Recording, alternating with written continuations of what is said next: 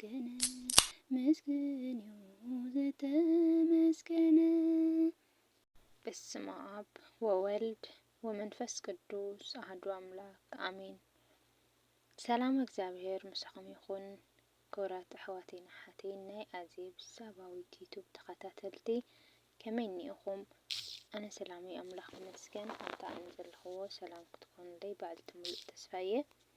እሺ እምበኣር ቤተሰብ ዝኾንኩም እዛ ቪድዮ ብላይክ ጀምርዋ።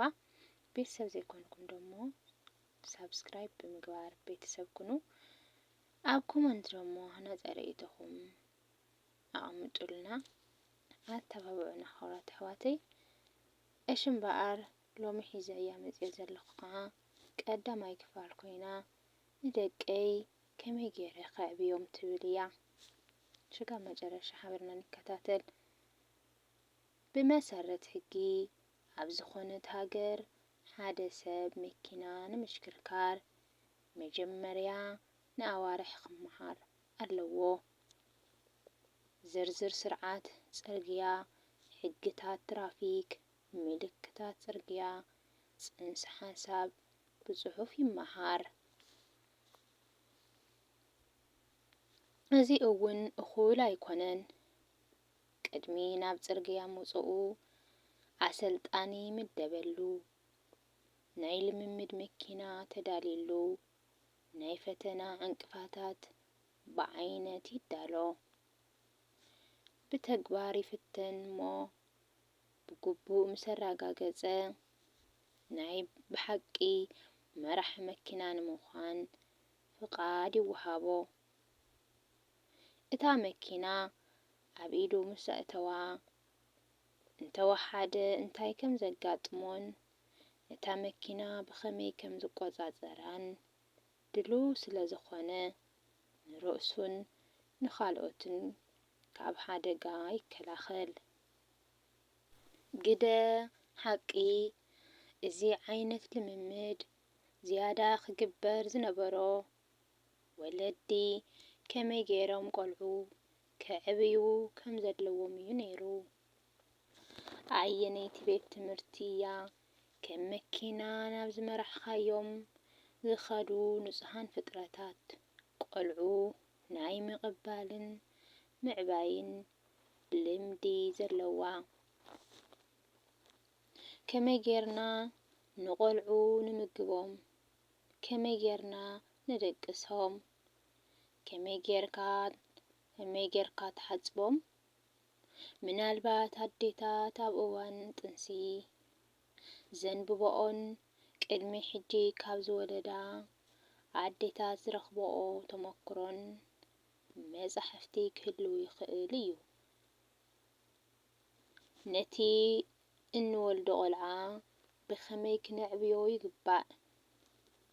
ሓላፍነት ወሲዱ ንህፃናት ንፅባሕ ጽቡቕ ስብዕና ዘለዎም ክኾኑ ከመይ ጌርካ ከም እተዕብዮም ዝምህርን ዝመሃርን ኣካል ዳርጋ የለን። መውላድ ንባዕሉ ዕውት ወላዲ ኣይገብርን እዩ። መኪና ዝገዝእ ኩሉ መራሒ መኪና ኣይበሃልን እዩ። ከምኡ እውን ንዝወለደ ኩሉ ወላዲ ኣይበሃልን እዩ። ስለዚ ድማ እዩ ጸሎት ናይቶም ዝወለዱ ካብ ኩሉ ብዝበለጸ ዝጽልይዎ ጸሎት ኦ ጎይታ ንደቀይ ትኽክለኛ ወላዲ ግበረኒ ዝብሉ። ጉዳይ እተዓባብያ ቆልዑ ከም ሃገርን ከም ዓለምን ብዙሕ ዋጋ ዝኸፈልናሉ ዛዕባ እዩ። ከምቲ ብዙሕ ግዜ ክኢላታት ኣተዓባብያ ህፃናት ክጠቕስዎ እንሰምዖ ዊልያም ዋርድስወርዝ ዝተብሃለ ህፃን ማለት ናይ ጽባሕ ሙሉእ ወላዲ ኣቦ ማለት እዩ ዝበሎ። ስለዚ ኩሎም እቶም ሎሚ ኣብ ዓለም እንሪኦም ሕሱማት ኣዕነውቲ ሰባት ካብ ናይ ትማሊ ፍሹል ህፃንነት ዝፈረዩ ግዳያት እዮም። ጥበበኛ ሰሎሞን ንቆልዓ እታ ክኸደላ ዝግብኦ መንገዲ ኣላመዶ እሞ ምስ ኣረገ ካብኣ ኣይከግልስን እዩ ኢሉ ከም ዝገለጾ ቆልዑ ምስ ዓበዩ ዘይቕየር ኣተሓሳስባኦም ኣብ ግዜ ቁልዕነቶም ብመሪሕነት ወለዶም መንነቶም ዝቖመሉ መንገድታት ምዃኑ ፍሉጥ እዩ። ምሳሌ 22:6 ብርግጽ ሰብ ዝዘርኦ ዝዓጽድ ከም ዝበሃል ወለዲ ሎሚ ኣብ ንጹህ ሕሊና ደቆም ዝዘርእዎ ጽቡቕ ወይ ሕማቕ ዘርኢ ጽባሕ ክዓጽድዎ እዮም።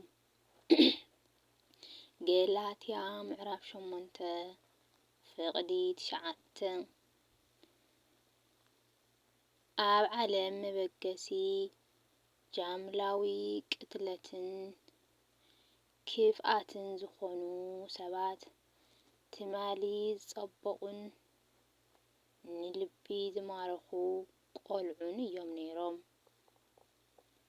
እቶም ቆልዑ ንጹህ ልቦም ካብ ክፉእ ክከላኸለሎምን ናብ ዝሓሸ ደረጃ ከብጽሖም ዝኽእልን ወላዲ ስለ ዘይብሎም ኣዕነውቲ ሃገር ኮይኖም ዓበዩ። ስለዚ ድማ እዩ ካልኣይ ክፋል ይቕጽል። ካልኣይ ክፋል ሒዘ እስካብ ዝመጽእ ብሰላም ተጸበይኒ። ሰላም ንዓኹም፣ ሰላም እግዚአብሔር ምስኹም ይኹን። ነመስግኑ ነመስግኑ እግዚአብሔር